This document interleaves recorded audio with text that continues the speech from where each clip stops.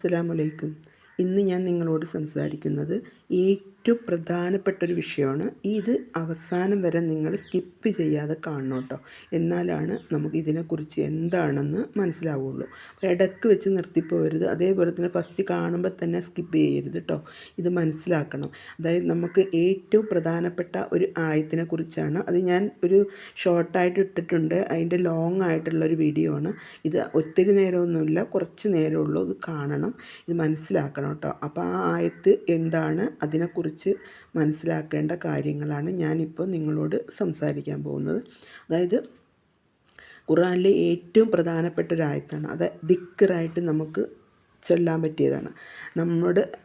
നമ്മുടെ ജീവിതത്തിൽ ഒരുപാട് സംഭവങ്ങൾ ഉണ്ടാവാം, പല പല പ്രശ്നങ്ങളുണ്ടാകും, പല കാര്യങ്ങളുണ്ടാകും, വിഷമങ്ങളുണ്ടാവാം, ബുദ്ധിമുട്ടുകളുണ്ടാവും. അങ്ങനെ പല പല ബുദ്ധിമുട്ടുകൾക്ക് ഒരു പ്രശ്നത്തിൻ്റെ പരിഹാരമായിട്ടാണ് കേട്ടോ ഈ ദിക്ർ. അതായത് ഈ ദിക്ർ നമ്മൾ രാത്രി ഇശാ നമസ്കാരത്തിനൊക്കെ ശേഷം നമ്മൾ ഒഴിഞ്ഞ ഒരു മുറിയിൽ സ്വസ്ഥമായിട്ടിരുന്ന് ആരുടെയും ശല്യമില്ലാതെ ഒഴിഞ്ഞിരുന്ന് ചൊല്ലാൻ പറ്റിയൊരു ദിക്റാണ്. അതായത് 313 പ്രാവശ്യം ഈ ദിക്ർ നിങ്ങൾ ചൊല്ലുകയാണെങ്കിൽ നിങ്ങളുടെ മനസ്സിലുള്ള എല്ലാ വിഷമങ്ങൾക്കും, അതായത് നമ്മുടെ മനസ്സിൽ എന്തെല്ലാം വിഷമങ്ങൾ, പലതരം വിഷമങ്ങൾ പല വിധത്തിലായിരിക്കും അല്ലേ.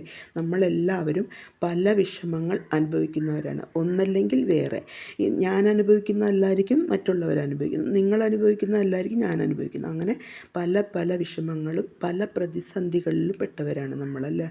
അപ്പം നമുക്ക് ഓരോരോ ആഗ്രഹങ്ങളും ഉണ്ടാവും. നമ്മുടെ മക്കളെക്കുറിച്ച്, നമ്മുടെ കുടുംബത്തെക്കുറിച്ച്, നമ്മുടെ ഓരോരോ അവസ്ഥകളെക്കുറിച്ചും നമുക്ക് ഓരോരോ ആഗ്രഹങ്ങളുണ്ട്. ആ ആഗ്രഹങ്ങളെല്ലാം നിറവേറ്റി തരാൻ വേണ്ടി നമ്മൾ ദുആ ചെയ്യുന്നത് അള്ളാഹുവിനോടാണ്. 5 നേരം നമസ്കാരത്തിലും നിങ്ങൾ ദുആ മുടക്കരുത് കേട്ടോ. അതായത് സമയമില്ലെങ്കിൽ അതിനു വേണ്ടി ഒരു 10 സെക്കൻഡ്, ഒരു മിനിറ്റ് മാത്രം മതി. നമ്മൾ അള്ളാഹുവിനോട് കൈനീട്ടുക. അള്ളാഹുവിനോട് കൈനീട്ടിയാൽ അള്ളാഹു കൈ നമ്മുടെ ഒരിക്കലും തട്ടി മാറ്റില്ല. അത് തീർച്ചയാണ്. അത് നമ്മളെല്ലാവരും ചെയ്യേണ്ടതാണ് കേട്ടോ. ദുആ അറിയില്ലെങ്കിൽ ഏത് ദുആ വേണമെങ്കിലും നിങ്ങൾ കമൻറ്റ് ബോക്സിൽ ഇട്ടാൽ മതി, ഞാൻ നിങ്ങൾക്ക് ഇട്ട് തരുന്നതായിരിക്കും. അപ്പോൾ എല്ലാവരും ദുആ ചെയ്യാൻ മറക്കരുത്. നമസ്കാരം ഒഴിവാക്കാതിരിക്കുക. അള്ളാഹുവിലേക്ക് കൂടുതൽ കൂടുതൽ അടുക്കും തോറും അള്ളാഹു നമ്മളിലേക്ക് അടുക്കുന്നതായിരിക്കും. അതുകൊണ്ട് എല്ലാവരും ദുആ ചെയ്യാൻ മറക്കരുത്. ഈ ദുആ പ്രധാനപ്പെട്ട ദുആയാണ്. ദിക്റായി നിങ്ങൾ 313 പ്രാവശ്യം നിങ്ങൾ ഒരേ അടിക്ക് ചെല്ലണ്ട.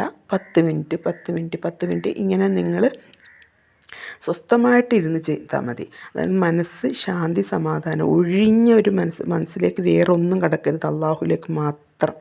അപ്പം നിങ്ങളുടെ എന്ത് ആഗ്രഹം ഉണ്ടെങ്കിലും, നിങ്ങളുടെ എന്തെങ്കിലും വിഷമങ്ങൾ, ബുദ്ധിമുട്ടുകൾ അനുഭവിക്കുന്നവരാണെങ്കിൽ ഈ വിഷമങ്ങൾക്കൊരു പരിഹാരമാകും, തീർച്ചയാണ് കേട്ടോ.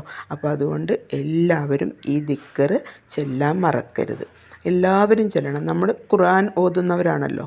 യാസീൻ ഓതുമ്പോൾ യാസീനിലെ പ്രധാനപ്പെട്ട ഒരു ആയത്താണ് കേട്ടോ ഇത്. സലാം കൗലമിൻ റബ്ബിർ റഹീം എന്ന് നമ്മൾ 313 പ്രാവശ്യം. ഇത് ഇത്ര വലിയ ഭാരപ്പെട്ട ജോലിയൊന്നുമല്ലല്ലോ. അള്ളാഹു നമ്മുടെ ആഗ്രഹങ്ങൾ, എല്ലാവരുടെയും ആഗ്രഹങ്ങളും അള്ളാഹു സ്വീകരിക്കും.